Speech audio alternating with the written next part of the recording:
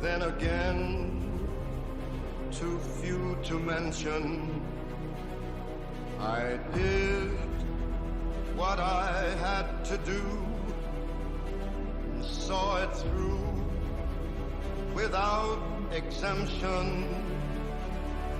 I planned each charted course, each careful step along the byway. More, much more than this, I did it my way. For what is a man? What has he got? If not himself, then he has not to say the things he truly feels, and not the words of one who kneels. The record shows I took the blows.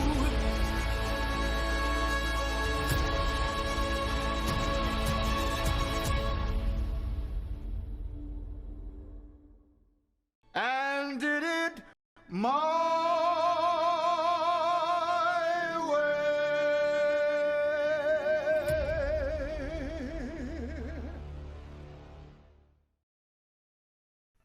Well, ladies and gentlemen, welcome to Season 4. Today we have a matchup between Dark Matter and Shell Shock, two rookies in the RBCS. Both of them have incredible battle bots. A drum spinner versus a vert spinner. They're both going to be flying high in the air, and a lot of damage is going to be done today. I hope you guys enjoy, and without further ado, let's get right into the action. Alright guys, without further ado, the first round matchup between Dark Matter and Shell Shock starts right now. Let the battle begin. And they're going to go weapon to weapon right off the bat, and he gets flung into the wall. Dark Matter, in all the practices we saw that he's a flinging specialist. That drum will get you in the air, it'll throw you into the sides. But with the new arena, it's a lot harder to get those ring outs. But you can just see the amount of knockback he is doing, and this is going to be an interesting fight to say the least. I think Shell Shock has the damage advantage, but every time you touch that drum, you are going to go flying, and I think Shell Shock's learning that the hard way here so far. So he goes up in the air, but the new roof with the new hangover right there keeps him in, and now he goes into the corner next to the flamethrower. And he's up in the air. Will he land in the arena? I think that's going to be a knockout there from Kilo. Dark Matter throws him sky high, and he takes game one here. That was an impressive ass showing. Very impressive. Well, that was a crazy round one there. Game one goes to Dark Matter. Let's see how Shell Shock evolves as a driver here. I mean, this is his first ever RBCS event, and he's going to have to drive expertly if he wants to avoid that drum spinner, which takes up most of Dark Matter's bot. 3, 2, 1, begin! And the match is off. And I'm going to move off to the side here, try to get some recording from the side angles because... Oh, there he goes! He does his own knockback! He got to the back. He just outdrove Dark Matter. For a first RBCS event, that was a veteran move. Fake the weapon to weapon, move off to the side, go around the back, got the knockout blow. That is going to go in the highlight reel at the end of Season 4. We are tied 1 apiece here in the series. Back to even. It's just like it was 0-0.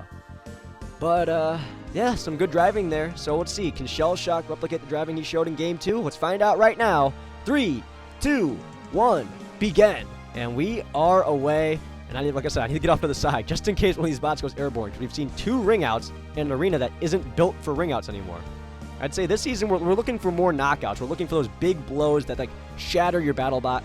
But both these guys are capable of doing the knockback, so they're going to try to use it as much as possible. But some good driving here, just trying not to go weapon to weapon, offering up his backside. But his wheels are pretty exposed on the backside as he gets chucked into the wall there. And now he lands up on top. No damage being done, though. Shell Shock did do good damage in some of the practice rounds I saw. But right now, he's just getting it taken to him as he gets thrown into those walls again. And, oh, what is that? Oh, he almost gets caught up in the roof. I'd say we've only seen that once before, and we saw that in the qualifying tournament, where we saw some bots that were on the fringe do some drafting.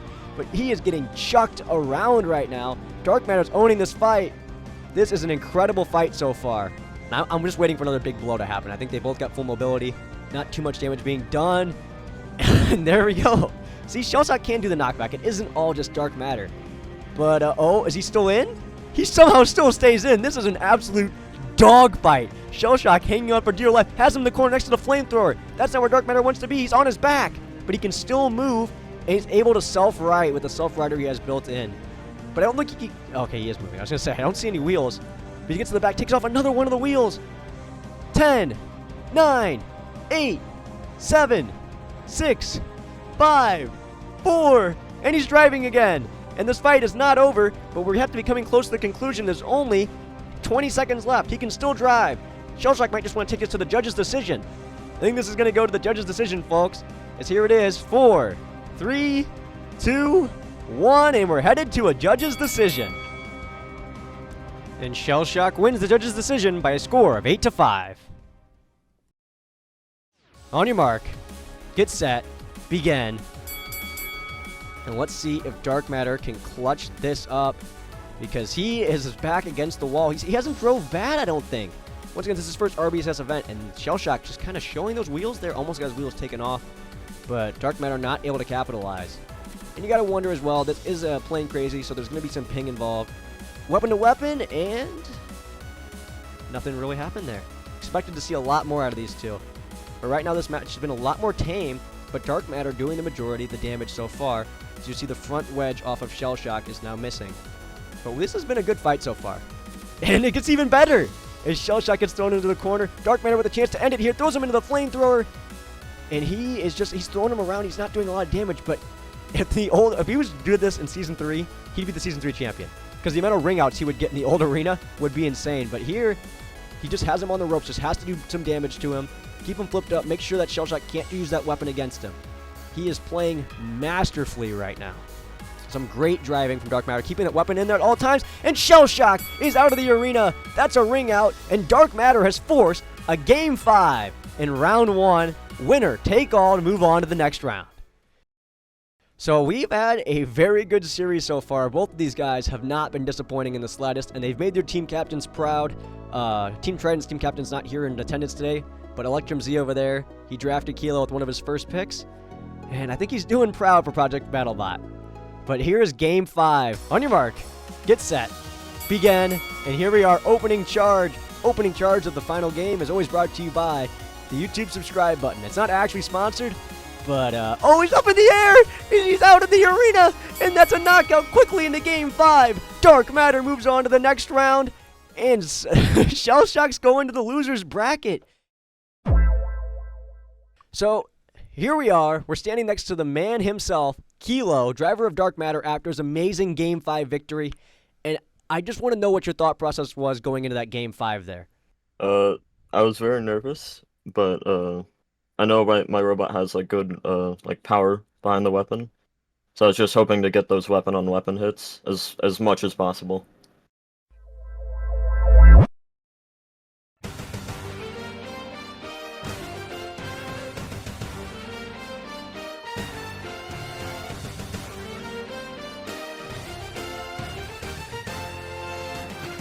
Welcome back. This is a matchup that Dozer did not want in round 1, but magically ended up that way. Does he have what it takes to take out Tron? We'll see up next. Alrighty, guys. PvP turned on. The best of 5 series between Tron and Dozer starts now. And we are off.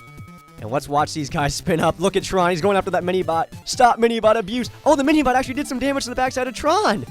That's the first time I've actually seen a mini-bot do something in RBCS. We've changed the mini-bot rules this year, so the mini-bots have more cutters, more blocks, but we really didn't expect them to do much. And so far, Dozer hasn't looked too terrible. In the qualifying rounds, he said he didn't want to go against Tron. Tron had been beating him a lot. But right now, Dozer looks like he's hanging in there pretty well. Only getting flown across the side, but he's doing decent damage to that weapon of Tron. Oh, there we go. There's Tron doing some damage. Of course, they fight at the base plate, though, because usually the arena isn't spawned in when they do their practice fights. So you can easily get thrown off the edge. He's trying to use that mini-bot right now. Mini-bot gets killed, and now it's just going to be Tron versus Dozer. Rubble's not going to have any say in the rest of this, although I do love Rubble. It has like a little construction hat on it, full-body spinner, very cute design. But there's nothing cute about what's going on right now, as there's absolute carnage happening in the middle of the arena. As Dozer goes back in to try to deliver another blow. He has him upside down. The wheels are exposed, but Tron's able to self-right. And this fight could go the distance. Never mind! That was a huge blow. I think the weapon got separated. And Dozer's going to take game 1 of this best of 5 series. Alrighty, guys. Here we are. Dozer up 1-0 in this best of 5 series. Can Tron right the ship and come back in this round? Let's find out. On your mark. Get set. Begin. And they are off.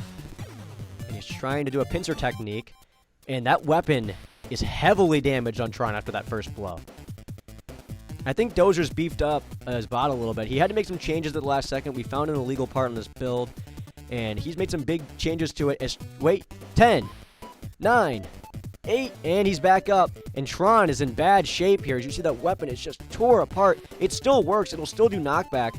But it is glitching out on my screen right now. And I think that Dozer's probably going to take this series. I mean, I haven't seen anything out of Tron so far to make me think that he could come back. As he just gets destroyed there. 10, 9, 8, 7, 6, 5, 4, 3, 2, 1. And there's the knockout. Wow. Dozer could sweep Tron and put him in the loser's bracket if he wins this next game. Alrighty, well, this is it. This is where all the marbles are at. Can Tron avoid a 3-0 sweep, or will he go down in a blaze of glory? Dozer showing to be a very dominant BattleBot early on in this tournament. Without further ado, guys, on your mark, get set, go. And we are off. Tron, knockback specialist, hasn't been able to do much damage in this series. Let's see if he can improve on his driving, avoid the main weapon of Dozer. And Dozer so far not going in too aggressively. Now he is. Trying to force him into the corner. And there's some big action going on over there as Tron getting flipped up on its side, throwing itself around the arena.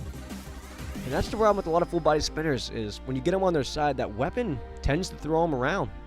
So he needs to stay balanced. Dozer has some problems. His weapon's glitched into him. Oh, wow. His main weapon's currently glitching out.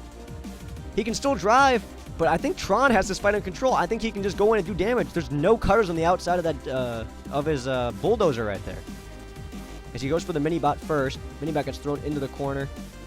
Tron just being careful. I guess he doesn't want to unglitch it. I'm not sure what he's doing. He needs to push, though.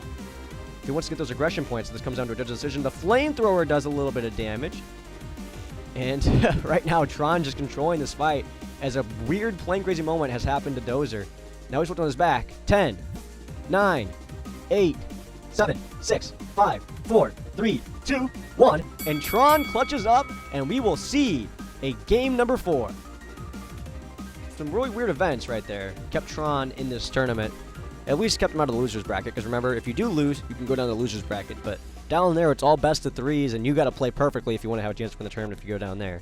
So Tron's still on the brink here. If he loses this one, he will go down to the loser's bracket. 3, 2, 1, begin. We are off, and this time Dozer just being more aggressive right off the bat, trying to make sure his weapon doesn't get glitched out. I mean, there's really not much you can do. You can't really think about that. Playing Crazy is not a perfect game, but right now he's getting manhandled. He gets thrown into the grandstands over there, where some of our judges are sitting. And he's just getting tossed around the arena. But we saw this in the first 2 games where he got tossed around a lot, but he doesn't take much damage. He's a very resilient BattleBot. And in the past, you've seen with Bumpkin in past seasons, it doesn't take a lot of damage. Unless certain types of BattleBots go against it. And right now, Tron, oh wow, almost gets the ring out. Hasn't flipped on his back here. He tries to go and do a little bit more damage, but he's just a knockback guy. Knockback is not something that you can really count on in this tournament, unless for Dark Matter. What just happened? Bumpkin's gone. I mean, not Bumpkin, Dozer's gone. He just exploded. The arena almost died. Tron lost his weapon, but we will see a game 5. That's a plain crazy moment if I have ever seen one. He's won 2 fluky ones in a row, and he has kept himself alive in this tournament. Tron, what are we gonna do with you, buddy? I don't know how you're still alive. On your mark, get set, begin. And is there any magic left in Tron? Because I think Dozer's been the best BattleBot in this series so far. He's been able to control the fights. Even though he's getting thrown around the arena, he's been able to keep his composure. His mini-bot, Rubble, gets thrown out of the arena. And so far, the first little bit of damage has been done by Tron.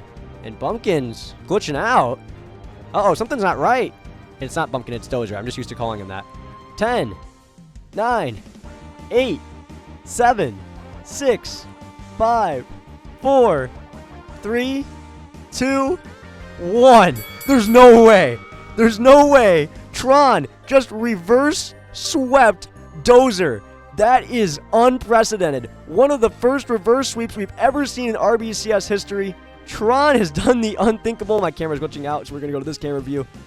Tron is moving on to the next round, and Dozer's going down to the loser's bracket.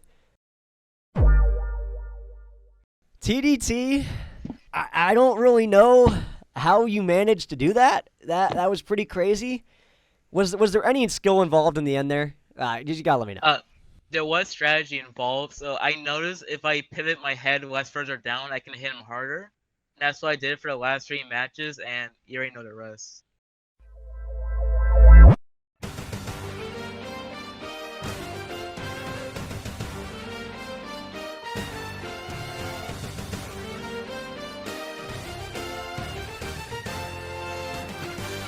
Oh, here he is, back in the arena as Apex after his dominance in Season 3. Will it carry over to Season 4? Find out in the next battle.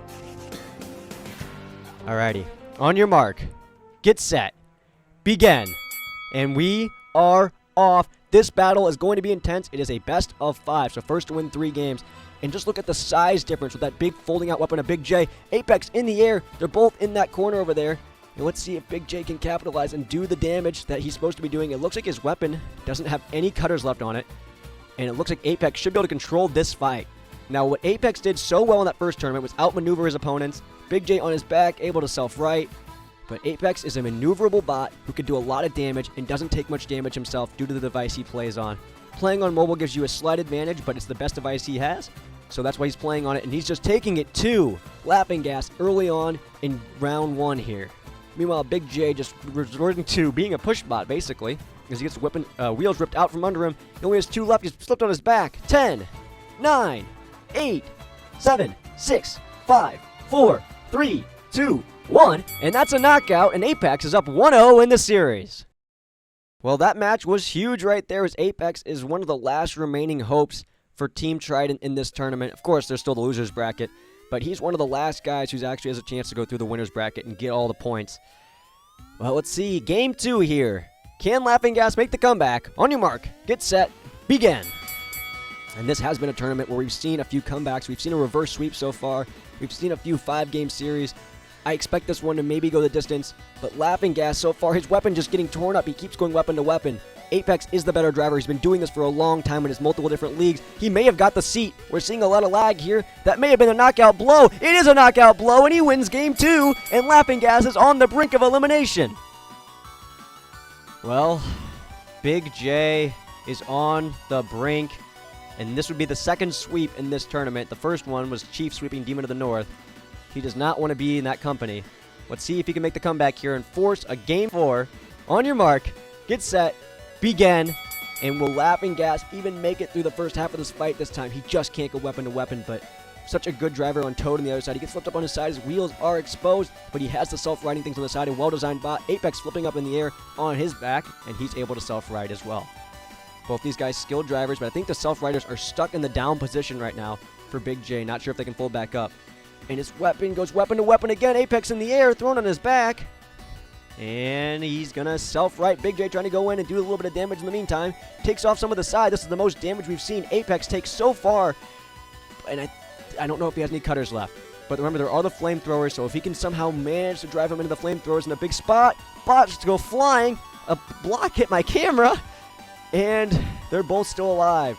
Both of them going toe-to-toe, blow-to-blow here. I think Big J's time in this tournament is becoming numbered as his weapon is just in shambles. He has such a good battle bot. We've seen so many good battle bots so far go down to the loser's bracket that don't deserve to be there. Somehow, something exploded on Apex. He's reduced to crab walking. This could be a situation where Big J tries to go down to the buzzer, because now there is a mobility issue on Apex, which could impact the judges, but his weapon's not intact. That's a huge point right there. He'd get a 0 on the weapon score, and Apex would get a 3 because his weapon's still completely working. So Big J just trying to do any small damage he can on his back. 10, 9, he's up in the air, he hits the drone! But he's back on his wheels, and he is still driving. I don't know if Apex has controlled movement. Yes, he does. Yes, he does. He's still going. But Big J somehow has a cutter somewhere because he's able to continue doing damage to Apex. Just small chip damage. every once in a while. What's the timer at right now? 15 seconds left. And there was a big blow. Apex loses his weapon. So does Big J. But Big J's going to take a huge, huge advantage with the judges there. And I think Apex is knocked out. And he is. Big J with a comeback. A buzzer beater. He comes back in this round. He still has a chance in this series. Well, this is Laughing Gas right here. You can see he has this big hammer drum on the front of him. And he also has some cutters underneath. And we thought his weapon was completely destroyed, but those cutters at the bottom were able to keep him in the last round, kept him alive in this tournament. I'm going to go extra low here for the opening charge. 3, 2, 1, begin. And we are off. This is game 4. And the opening charge doesn't result to much there. And Apex gets thrown high in the air. An opportunity for Big J. Can he drive? Can he get there? No, he can't. And that's a big opportunity he just missed out on. And now Apex can go at the wheels. He gets one wheel. He gets another set of wheels. He's reduced to crab walking, it looks like. Apex is not taking losing kindly, as he has a chance to end it all right here. Big J stuck on some blocks. 10, 9, 8, and he is driving. Those blocks, they're going to disappear. But that's one of the crazy things with this game is that those blocks don't disappear right away. And you can get stuck on them and get high centered. I don't know if he has any wheels left here. But Apex does not care, not going to take any chances. Has his opponent on the ropes, a chance to move on and defend his crown in this tournament. He's going absolutely ham. And he's just bullying him, and he's going to get that last wheel here in a second. You can just see that wheel sitting right there. If he gets that wheel, it'll be counted as a knockout. But I think it's official here almost, that he's going to be moving on. Also, my camera work is terrible. I think he got it. And there's the knockout blow. Big J can no longer move. Apex moving on to the next round of the RBCS tournament, but he's going in for more. He doesn't care about the bell. Oh, the humanity. They don't call him Apex Predator for nothing. He's moving on to round 2 of the RBCS. Alrighty, well, I am joined by Toad, RBCS Season 3 champion, trying to defend his crown here in Season 4. What were your thoughts going into that matchup against a weapon that you hadn't seen before? Me personally, I was really scared of it. It's really fat. I think it probably has a load of parts. That weapon looked really good in the pre-tournament, but I guess my drum was just good at like deflecting it and doing damage to him instead.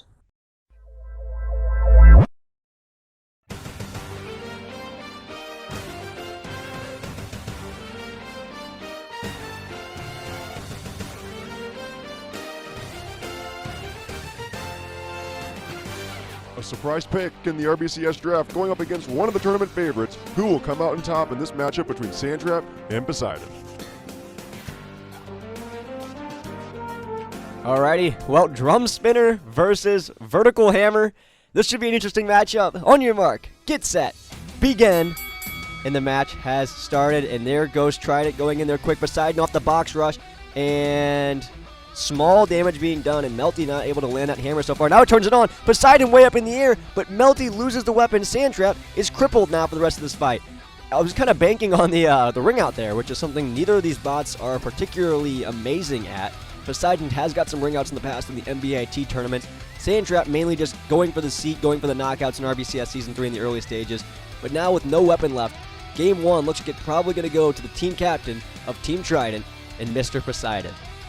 So he's flipped on his back, has those Polish self-riders. He's a man of Polish pride. Comes from Poland, as you'd guess from the flag on the back.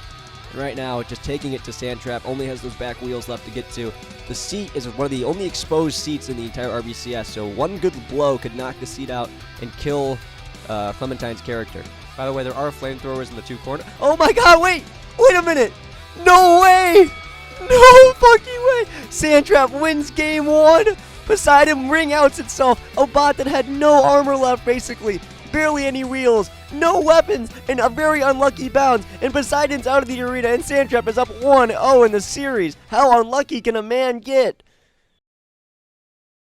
Well, that was very reminiscent of the Tron versus Dozer fight from early in this tournament. Poseidon did everything right in that round, controlled everything, did a bunch of damage, had mobility, was doing everything it was supposed to do, and just an unlucky Plane Crazy Physics moment sends him flying out of the arena. Well, let's see if he's learned from that. See if he can put together a better showing in Game 2. On your mark, get set, begin. And Sandtrap going to have to go after that mini-bot. Destroys the mini-bot. Stop mini-bot abuse. And Poseidon's doing an incredible job of destroying that main weapon off of Sandtrap. That weapon that was so devastating in RBCS Season 3 that absolutely destroyed Bumpkin in the early stages. It only has a few blocks holding on to it. And I think that's something that if somehow Sandtrap survives this round, they're going to have to go back to the shop, work on that a little bit. And what was that? What? The drum spinner's gone! Somehow it's doing ghost cutter damage. I don't know what's going on here, but the drum off of Poseidon is gone, and now we have two gimped BattleBots fighting in the middle, but Poseidon's smartly using that drum as like a push weapon, as a battering ram. But that's just average for you. He's crafty, he's smart, but he's losing wheels. I don't know what's doing damage on Sandtrap. There must be a cutter on the front somewhere. But right now, it's just a pushing and shoving match. And it looks like if this were to go to a judge's decision, it'd probably go to Sandtrap. As you can see, a little bit of crab walk action here from Average, but still masterful driving on his part. Despite losing a side of wheels, he's just trying to reattach his drum spinner desperately. But Melty, all he had to do is probably wait it out until the judge's decision. And there's 5 seconds left. 4, 3, 2, 1. Judge's decision time. This has gone the distance. Quite a battle here between the two. Let's go talk to the judges, and let's get the final scores written. And the numbers are in, and Sandtrap wins Game 2 by a score of 21-13. And Poseidon could be going down to the loser's bracket. Well, look at this BattleBot here. It's masterfully put together, and it has somehow won the last 2 games, despite, dare I say, being completely outdriven. It's been outworked, it's been outdriven, but somehow Melty has fought back and drove this bot to success. It has a 2-0 lead in the series. Let's see if it can close it out here in game number 3. On your mark, get set, begin. We are away. Can Poseidon fight off Sandtrap? Sandtrap gets a terrible launch. Doesn't work off the start. The weapon getting blown apart. But it's still being held on by one side. And Average just working Sandtrap into the corner here. Great driving from him so far. But he's losing wheels. He's shedding wheels off the back. And big damage being done to those self-riders. Sandtrap, after a terrible start to this match, is showing up a little bit here and doing some big damage to the parts that matter. Poseidon on his back. And he's able to self-ride. And so far, we have had quite the eventful start to this match. Is Sandtrap thrown on the side? Can Poseidon attack? No, he can only crab walk. But Sandtrap almost had the timer started on it as it couldn't move. But it has self-riders all along the side of it. Goes in the back, does some big wheel damage. Poseidon still up and kicking. Knocks the weapon off the front of Sandtrap. Average is doing everything he can here to stay alive in this round. And he has the wheels high and centered there, but he can't go after that because Melty has so many self-riders on board. Average appears stuck here on some loose blocks, and now he's going to circle back and get back to the middle. So far, if this went to a judge's decision, both sides would get a 3 for aggression. I'm not sure about the rest of it, that's not up to me. But this has been an aggressive, full-force fight so far. Neither side laying off at all. Melty wants to send this one. Melty wants to win this round. They want to end it here. No game 4, just want the sweep, and Average is just doing everything he can to stay alive here. Takes out another wheel, and now Sandtrap's reduced to crab walking. Both sides are just crab walking now, and there's not really any cutters left on Sandtrap. Takes off another wheel. Poseidon slowly chipping away. Will he stay alive in this tournament? He goes for the wheel again, just barely misses.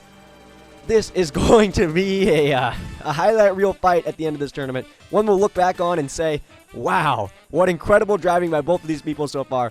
But with that weapon still being intact, and he takes up one of the towers. With that weapon still being intact on Poseidon, he's going to win a judge's decision if it gets that far. How much time do we have left? 5, 4, 3, 2, 1. And I don't think we need to count up the points. Poseidon wins this round by a judge's decision. Well, after an incredibly impressive performance in Game 3, Poseidon finds himself still on the brink, but a chance to force Game 5 here. Game 4 will be underway in 3, 2, 1, begin. 2-minute timer has started, weapon up and spinning, Trident goes in, and the Minibot actually did a small amount of damage. And Poseidon flips over the top and destroys that Vert Hammer, and now it's the same story that we saw in the first 2 games. Melty down to secondary weapons, a single cutter on one side, but can it do enough damage? Also, it's moving extremely slowly right now, by the way. It's stuck on some blocks, so Poseidon has a big advantage early on in this match. Also took one of the wheels off, too. But I think Poseidon's just going to play it safe here. I think he realized if he just slows down this fight and takes it slow, does things his way, he should probably have a chance to force this Game 5. I mean, he hasn't really he drove actually really well throughout this entire thing. There's no reason why he should be on the brink. We had a weird plane crazy moment and a weird late game blunder. And, I mean, right now he's just taking it to Sandtrap. And there goes one of the towers. And now you can see that Melty's character is exposed. So Sandtrap here in a world of hurt. Only a few wheels left. And it's not the most mobile bot anyways. And it's showing signs of losing mobility here. Here he goes in again. That wheel somehow still stays attached. Melty just doing everything they can as a driver here, but there's really not much they can do with no weapons left, little to no mobility. There's the knockout blow. We will see a Game 5. Average is not backing down. He knows what he's doing, and now we'll head to a winner take all Game 5 in round 1 of the RBCS tournament. Here we are, the all-important Game 5 reverse sweep watch here as Poseidon has come all the way back from 2-0 with a chance to win the series and move on to round 2 of this tournament. 3, 2, 1, begin. And we are off. 2-minute timer starts now, and let's see if that computer restart did anything, as the mini-bot actually did a little bit of damage, something we're not used to seeing in RBCS, because usually mini-bots in the past, let's be honest, they just kind of get destroyed, and so far Poseidon is owning this match. There's a big hit that sends Sandrop into the sidewall, and now Poseidon has it basically high center, goes in for the weapon, throw it in the air. The weapon is gone, and it looks like Poseidon's going to be controlling Game 5. This is big here for Poseidon. He's up in the air. Who's going out of the arena? Sandtrap's out of the arena. Poseidon with the reverse sweep. He comes back down 2-0. He had no confidence. He thought it was over for him, but he somehow managed to find it in himself to battle back. He's moving on to round 2 of this tournament. Congratulations to Average.